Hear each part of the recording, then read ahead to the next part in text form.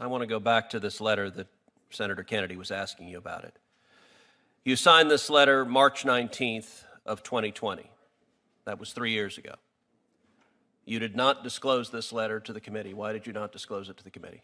So, Senator, I have no memory of signing that letter. It sounds like it was right at the start of the pandemic. So I apologize. I made every effort to try to find anything that was responsive. So I guess if you have no memory, you didn't consider it that big a deal, I'm assuming? Senator, I'm just not sure. It's not something I remember signing. I don't doubt that, all right, that you well, have I want it to there. talk about this letter because it's an extraordinary letter. This is not, I know the chairman and Senator Booker were trying to rehabilitate you by saying, well, lots of people did humanitarian release for some people incarcerated. That's true. But this letter is not within the bounds of the mainstream. This letter is actually quite extreme. This letter begins with the undersigned organizations and individuals call on Governor Lamont to act immediately to protect the lives of incarcerated people in our state. 3 urgent steps are needed: the immediate release of as many people in custody as possible, 2, a moratorium on new admissions into jails and prisons. Do you think a moratorium on new admissions into jails and prisons, is that a policy you support?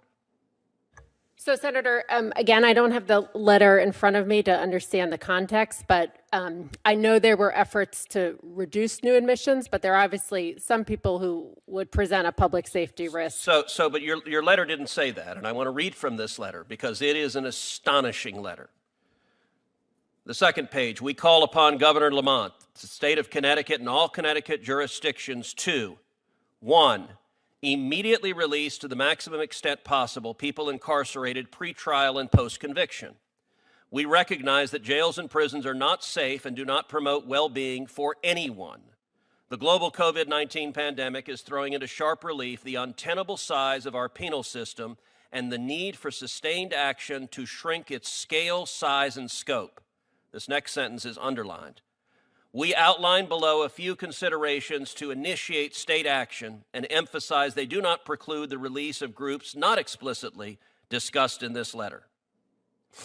Do you think it was a good idea to, as this letter says, quote, immediately release to the maximum extent possible people incarcerated pre-trial and post-conviction? So, Senator, I'd want to understand the context around extent possible. It's a letter you signed, so you know the context. So again, Senator, I don't have it in front of me, and I didn't have a memory of the specifics.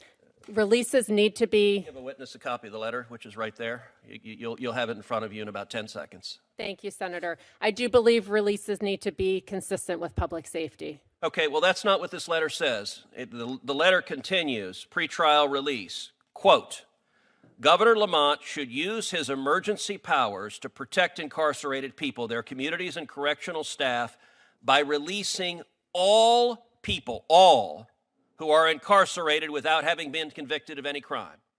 All people means murderers. It means serial rapists. It means child molesters. Do you think it is remotely reasonable to call upon the governor to release every murderer in the state of Connecticut prior to conviction, to essentially eliminate pretrial incarceration? So I think, Senator, that releases should be consistent with public safety. But that's not what you said. The letter doesn't say that. Were I so fortunate to be confirmed as a judge, I would strictly follow the Bail Reform Act, which includes preventative detention. But that's not remotely this letter. All right, the next page. You also call on the governor to do this, and this is a quote, declare a moratorium on incarceration. Governor Lamont should issue an executive order to direct the state attorney's offices and law enforcement entities, including town and city police departments, and any federal law enforcement entity operating within the state to immediately cease adding to the incarcerated population, given the high risk posed by population increase, both to those already incarcerated and to those entering correctional facilities. Public officials with authority to set bail, including judges, and you're nominated to be a judge, bail staff and police officers should maximize release on personal recognizance. Do you think it is a good idea to declare a moratorium on incarceration and to say in Connecticut, we are no longer arresting anybody? Because that's what your letter says. So Senator, as I heard it, it was urging a sort of to the extent possible. And I guess, you know, my view at that time with the pandemic is, and I know that the process... It doesn't say to the extent possible. It says all. And let me ask you, you're a law professor. You signed a letter asking the governor of the state of Connecticut to issue an executive order ordering federal law enforcement to cease adding to the incarcerated population in the state. Is there any plausible constitutional justification for a governor ordering the feds, you are no longer allowed to incarcerate anyone in our state? I would assume, Senator, that was a reference to using state facilities. Doesn't say that.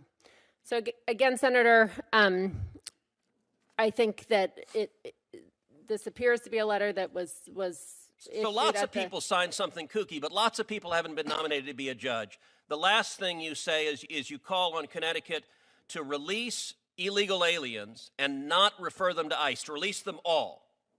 Is that a policy you support, releasing every illegal alien as well, in addition to releasing murderers and rapists and child molesters? The letter, it sounds like, was at the start of the pandemic and was looking at potential solutions that the epidemic type COVID within the jails that was threatening both people incarcerated as well as staff. I will say, were I so fortunate to be confirmed, I would treat very seriously the laws, the statutes that Congress has written that govern binding Supreme Court for the Second Circuit. 3 years ago, you did not. Senator Welch. Thank you. I'll be brief. I know time is short. Just a couple of things. I'm delighted to have another public defender be announced.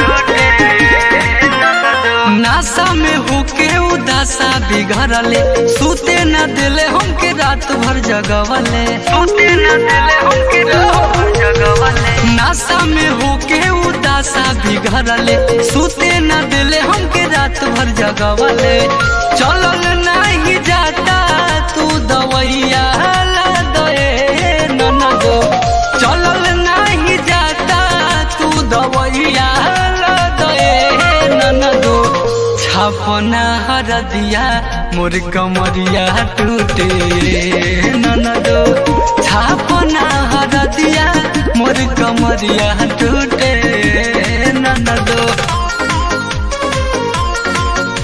कमरिया टूटे ननदो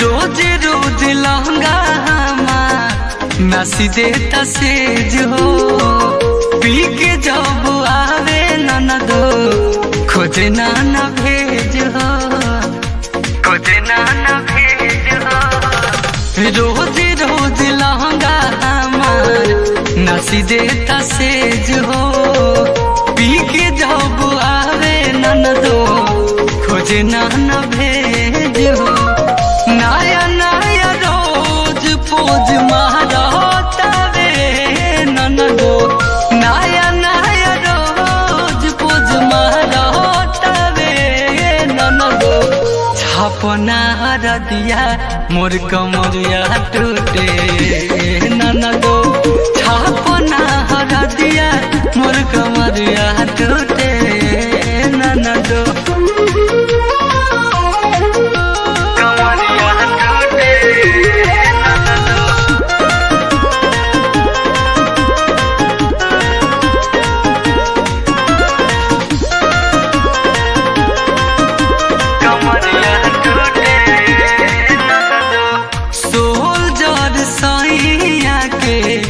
बिगड़ल अदातिया दिल जगाई रोही रतिया आधी आधी Ratia soldier सहिया के बिगड़ल अदतिया देले जगाई रोही आधी आधी रतिया बर कब खीस कब हंसी छूटे ननदो बर कब खीस कब हंसी छूटे ननदो छपना हरदिया मोर कमरिया टूटे ननदो छपना हरदिया मोर कमरिया